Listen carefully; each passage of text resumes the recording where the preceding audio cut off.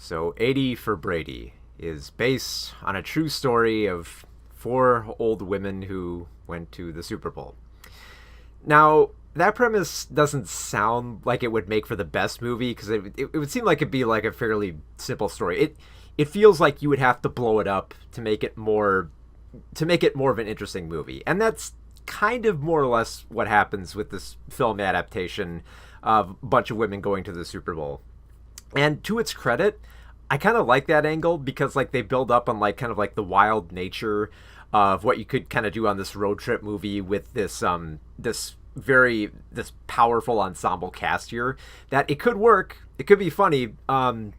It's just like, here's the thing: there's funny ideas, there's a great premise, I think, here. It's just not as explored as it could be. Which is kind of a shame because like there's a lot of great elements and a fun premise here that it kind of made me mad that it never really kind of took off, and it always just became more sweet and not as like wild as I thought it could be. And for a film that has, Guy Fieri and a hot wing eating contest and characters tripping out on drugs and losing tickets and having dance offs, you'd think it'd be a lot more wild and exciting. And it just kind of goes through the motions. But so I'm getting a little bit ahead of myself. I'll give the film its time in court here. So the premise is you have Lily Tomlin playing Lou, this woman who has recovered from cancer, and while she's recovering, she forms a love of football, and specifically with Tom Brady on the Patriots. And so all their best friends, they gather every Sunday around the television, and they all get excited and giddy, and they're huge Patriots fans. And they all have their unique personalities. Like, Lou is, kind of a little bit of afraid of death, having had a brush with cancer. You have Jane Fonda playing Trish, who is big into writing erotic fan fiction with football players. Like I said, funny stuff here. You have Rita Moreno playing Maura, this woman who has kind of like she's lost her husband, like her husband died, and she's having problems kind of placing her trust in other people and kind of being more independent for herself. So there's a goal for her to work towards there. And then of course you have Sally Field just being adorable as Betty, this nerdy woman who is having problems being a little bit more independent and assertive with herself. So a little bit of like mild goals, but there's funny stuff there. Like you can see the elements of these characters and their clashing personalities and how much fun could be had with them. So one day out of the blue, Lou decides that, you know what, let's not watch the Super Bowl this year. Let's go there. So they enter a contest and they supposedly win tickets. And once they get, like, I don't quite want to say it's a road trip movie because there isn't a whole lot that goes on. I mean, there's a little bit of a bit with them going through a retirement home just to get everyone out the door and onto the plane. But after that, it's pretty much just having fun around the Super Bowl, finding what funny stuff they can do, like going to parties, accidentally tripping out on drugs, losing the tickets, sneaking in, getting around security, all these little funny vignettes that I think work really well for this kind of this perfectly assembled ensemble. Because let's face it, like there's an amazing range of talent here, and there's funny stuff that they pose, but it feels like there should be more. Like at one point, Sally Field gets into a hot wing eating contest with Guy Fieri, and you think, oh, there's got to be some good stuff here. This is going to be fun, isn't it? And of course, the expected comedy that you would think would happen here, where it turns out that Sally Field can actually kick ass at eating hot wings over all these other younger people, that's a funny idea. It's just that it's not explored as much. Like she does it like easily, and you're kind of like, it's like, okay, she's plowing through these wings just fine, and you're waiting for the punchline. You're waiting for it to happen. It's like, okay, this is good. This is building up to something. Where's it going? And eventually, much later in the film, they revealed that, she was faking it. Like she felt everything.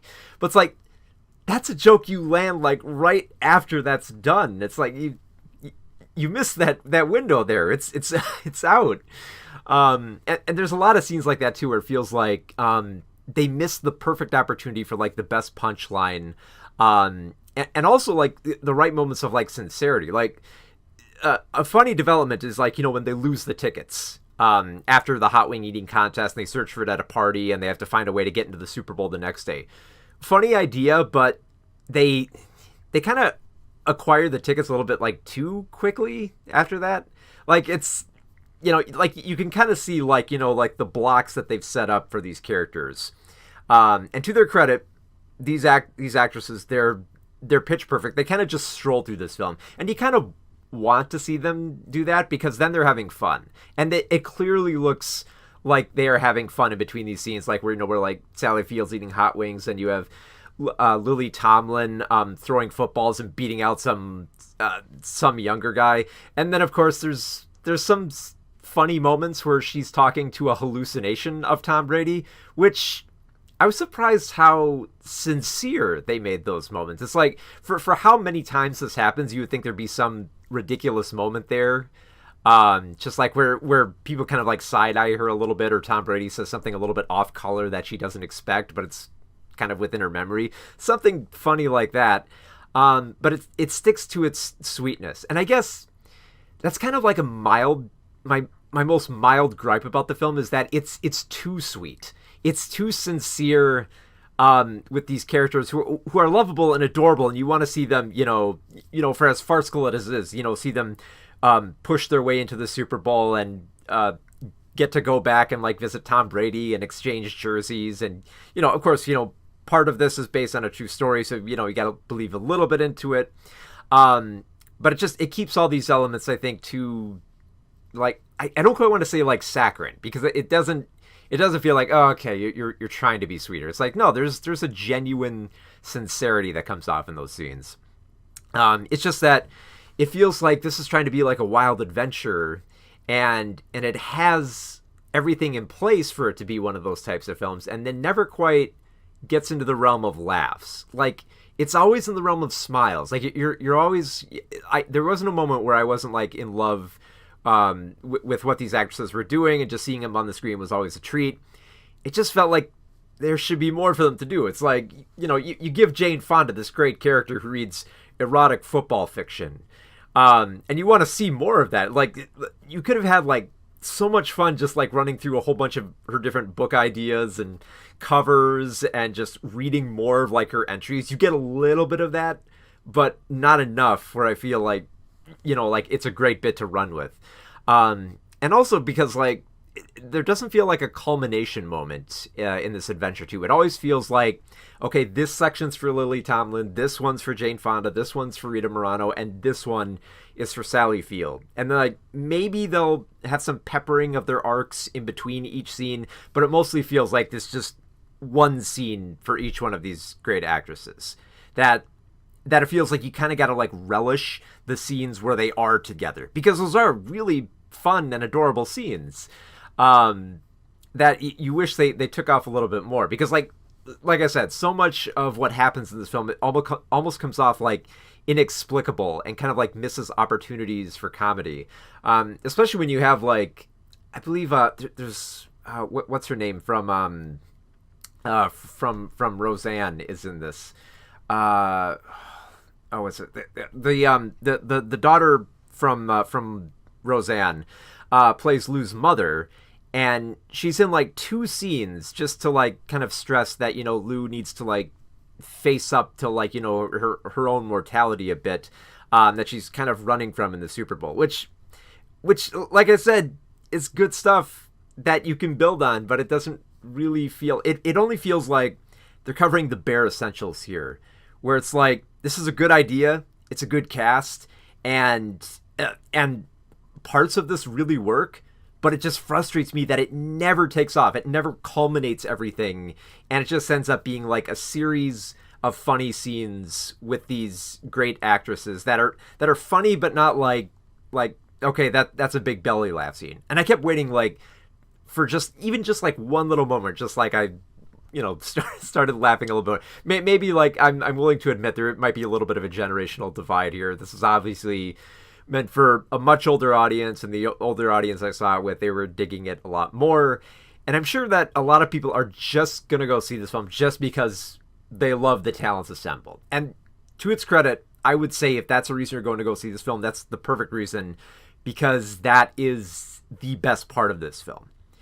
However, if you're expecting, a better, like a good comedy script to like come together for them, that sadly isn't the case here. And you're mostly just watching these great actresses just kind of just kind of basically just flex, just go through the script and just flex how good they are at like effortlessly having chemistry and charm with each other when they're served up comical scenes that don't quite land. And you would think a film where Rita Morano is tripping out on drugs and seeing everybody's face as Guy Fieri and wandering into a charity poker game would be hilarious.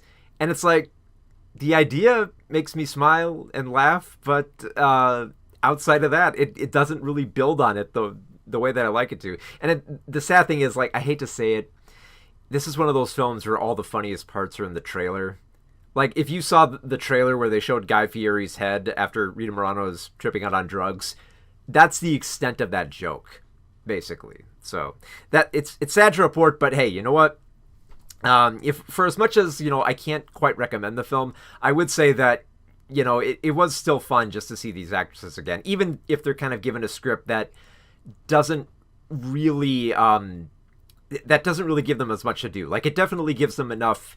It definitely gives them some room to have fun with the material, but it just, like, I've seen them better before, and they can. So this is just kind of like a mild smile-worthy comedy, but just so frustrating because it's never quite takes off the way it does.